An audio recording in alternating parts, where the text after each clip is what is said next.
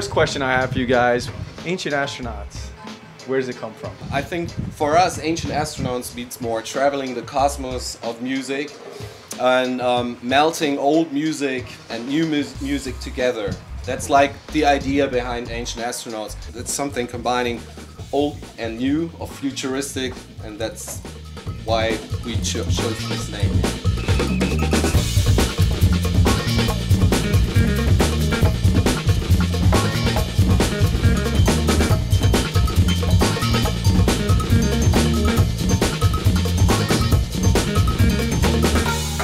So if, you know, we're a school, right? So we have a lot of young producers or aspiring producers and DJs coming up. In other words, what advice maybe for those guys or girls? I started playing in bands. I was like in rock bands, so I had nothing to do with hip hop or anything. It was him that brought these influences to me. So I don't know, we come from a small town, so there's not a scene, a music scene or anything. So it was just us trying to get a good sound, and I don't know, a good advice is maybe stay with the music. You have to know a little bit about harmonies, about rhythms. You have to have a little education, I think. It's not just pushing buttons. And I would really say focus on try to find a way or your direction, where you want to go, what you want to mix, what's your influences. Always try to learn the roots, respect the foundation, like Subatomic Sound and Jordan Blackamoor say. That's really, you can't just jump into hip-hop or jump into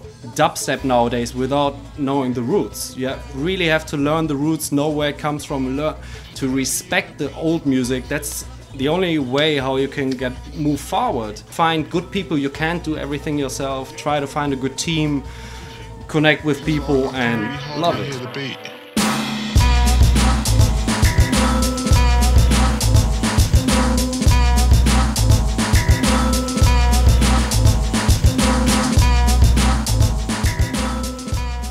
Em's here from Subatomic's, been listening to the session. Come on, yeah, much respect. All right, fellas, sounded good. It's nice Thanks, to man. make the international connection here. Brothers from Germany, like they said, and they're doing something combining the old school and new school. Maybe you can tell us a little bit about your process. It will always be very warm and organic, I would say. And we just try to take the technology to make it more tight on the one hand, but on the other side, like when we're talking about reggae and dub, of course, it has to roll, it has to skunk. But I think like always find the balance between the organic warmness and the futuristic sound. And yeah, what I also like when you like produce a beat, or maybe the MPC, you have a beat, but you play the bass live, and I like when it's not quantized, when it's not, you know. That's some good advice for young producers. You don't always have to quantize everything, because that's part of what makes it natural. Yeah, and the groove. Yeah. So of course, it should sound tight. It shouldn't be too much out of tune. Yeah. Or how you call it? Out of tune? Is that right? Out of time. Out of time. Yeah. But yeah, without like some little ghost notes there and there and there, there's no groove. So true. And what are you guys using technically to produce? Analog is just, we have a Rhodes keyboard, we have a bass, you know, we have a guitar, we have some amps, some Marshall Bluesbreaker amps and whatever. Sure. Melodica, flutes, right. Flutes. And we're getting more and more into Ableton. We used to work with other programs too, but I find now that Ableton has really moved forward, and it makes a lot of things easier to work and produce, and so I'm into Ableton, and we just bought the APC that you all know, and it's fun, you know. I think even as we talked about the dub echoes, you know, you have the filter delay, you have the tape delay, and you have a lot of possibilities. But on the other side, you always buy analog gear. Yes. You just bought the Rhodes. Yeah. I never seen a mic that I didn't like. I never seen a crowd on stage I couldn't rock or couldn't get hype. We dope like pain and rock form when I rock form. How did dub come into your life, and how does it influence you now? Like reggae came into my life, I think like more than 20 years ago. Like of course, like when I was a kid, for one time I heard Bob Marley and everyone was listening, but then I went away from it, and then I went to Africa, to Senegal with my parents, and got like heard some African reggae there, and that's when it started for me. I went to the since then I went to Reggae Summer Jam in Germany, like the biggest reggae festival in Germany. I've been there 10 years in a row, so many things. Then through this I got like into dub and more into dub and the organic side of dub. In the beginning, like of course, like nowadays you talk about dubstep, but like more than 10 years ago there were already people in England and I don't know, programming some electronic dub, which was cool, but I was always like more in the organic thing. I'm still learning from old dub like King Tubby, you know, Perry.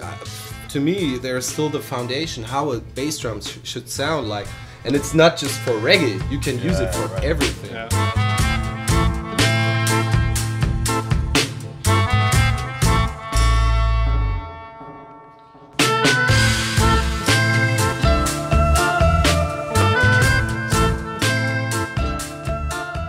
You guys have, you know, your album out, and what are you doing? He just finished his solo album, the Kabanjak album for ESL Music, which is going to be out in October. So he was like the last. I mean, we already started with our next Ancient Astronauts album, but last year to the beginning of this year, he was just working on the Kabanjak album because he plays everything live on it except the drums.